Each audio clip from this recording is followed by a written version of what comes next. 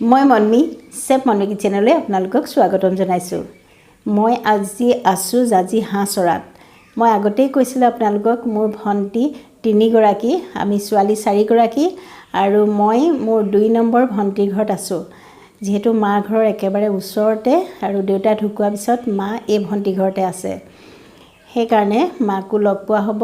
আৰু আগৰ ব্লগ এটাত মই আপোনালোকক কৈছিলোঁ মোৰ ঘৰটো মাহঁতৰ ঘৰটো অকণমান বতাহে ডেমেজ কৰিছিলে, যদিও ভণ্টিয়ে ভাল কৰি আছে, তথাপিতো ময়ো আহিলোঁ চাবলৈ আৰু ভণ্টি ঘৰতে আছোঁ। কালি ব্লগটোত মই আপোনালোকক কণবিলাহী আচাৰ বনোৱাৰ কথা কৈছিলোঁ।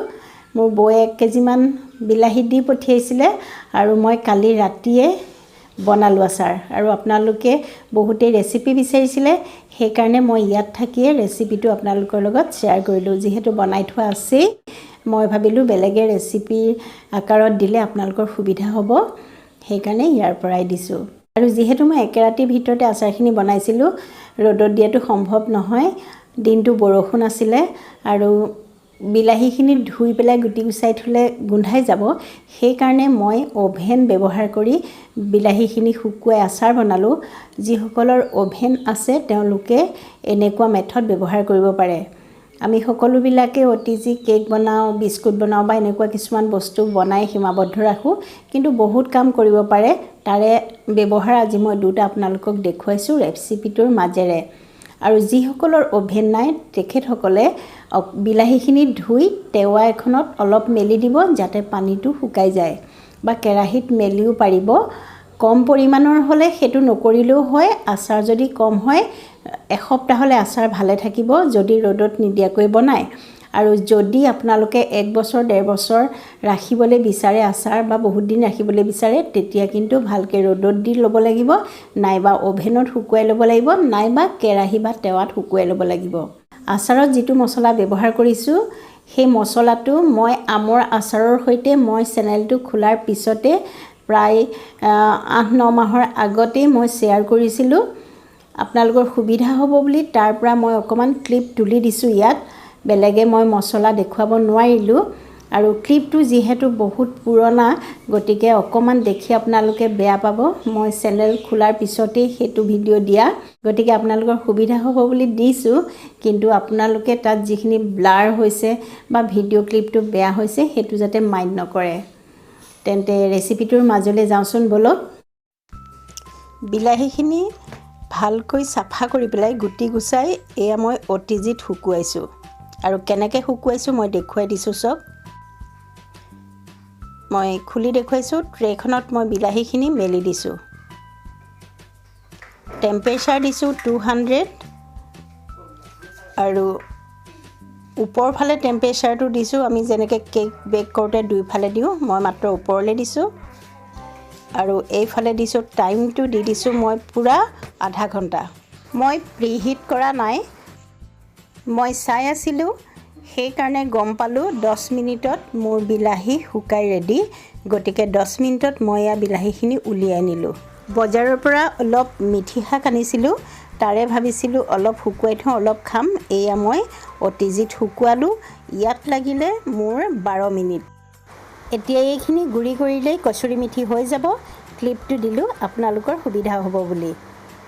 এতিয়া আহোঁ আচাৰ বনাবলৈ। কেৰাহী গৰম কৰি মই অলপ সৰিয়হৰ তেল দিছোঁ। তেলৰ পৰিমাণটো আপোনালোকে নিজে নিৰ্ধাৰিত কৰিব আচাৰত কিমান লাগে। আৰু এইখিনি বিলাহী চব ধুনীয়াকৈ শুকাই গ'ল আচাৰৰ জোখত, আৰু মই একো মছলা নাই দিয়া তেলত। বিলাহীখিনি দি জোখত নিমখ হালধি দি দিছোঁ। এয়া জোখত নিমখ হালধি দিলোঁ, দি পেলাই অলপ দেৰি মই বিলাহীখিনি ভাজি ল'ম। জুইটো মই মিডিয়াম ফ্লেমত ৰাখিছোঁ, আৰু মই অকণমান সময় বিলাহীখিনি এনেকৈ ভাজি আছোঁ। ভজা হৈ গ'ল। এতিয়া মই ইয়াত দিছোঁ ঘৰতে বনাই লোৱা মছলা। মছলাখিনি কেনেকৈ বনাই লৈছোঁ মই দেখুৱাই দিম আপোনালোকক। এইখিনি চাওক, মোৰ বিলাহী আচাৰ ৰেডি। খুব জল্দি হয় আচাৰবিধ, অকণো কষ্ট নাই। এইখিনি মই এতিয়া কাঢ়ি ল'ম। তেল কম দেখিলোঁ বাবে মই আৰু অলপমান কেঁচা তেলেই দি দিছোঁ। মোৰ ভাল লাগে আচাৰত কেঁচা তেল দিলে, বিশেষকৈ বিলাহী আচাৰত। এয়া আচাৰ ৰেডি। মই প্ৰায় আধা কেজিমান আচাৰৰ মছলা বনাই ৰাখিছোঁ বটলত। এইখিনি চাওক, মই অলপ উলিয়াই দেখুৱাইছোঁ আপোনালোকক।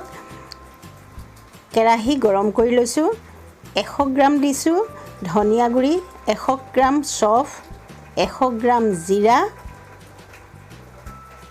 25 গ্ৰাম মিঠি গুটি 100 গ্ৰাম সৰিয়হ গুটি 25 গ্ৰাম কালজিৰা আৰু দিছোঁ 25 গ্ৰাম শুকান জলকীয়া আৰু 1 চামুচ হিং এইখিনি দি পেলাই মই কম জুইত পুৰা মচমচীয়া হোৱালৈকে মছলাখিনি ভাজি ল'ম আৰু আপোনালোকৰ যদি অলপ অসুবিধা হয় প্ৰথমতে জলকীয়াখিনি আপোনালোকে ভাজি মচমচীয়া কৰি ল'ব পাৰে কিন্তু মই লৰাই গোটেইখিনি মচমচীয়া কৰি ল'লোঁ আৰু এইখিনি মই মিক্সিত এয়া বাটি ল'লোঁ আৰু ইয়াত মই কাশ্মীৰী মিৰ্চ পুৰা পেকেটটো দি দিছোঁ প্ৰায় 25 গ্ৰাম মান থাকে নেকি পেকেটটোত এই গোটেই পেকেটটো মই দি দিছোঁ আৰু এতিয়া ইয়াত মই মিলাই দিছোঁ এতিয়া আচাৰৰ সুন্দৰ ৰং এটা আহিব আচাৰৰ মছলাৰ এই আছক মোৰ মছলা ৰেডি আৰু এনেকৈ বনাই থলে আপোনালোকে ফটাফট বিভিন্ন আচাৰ বনাব পাৰিব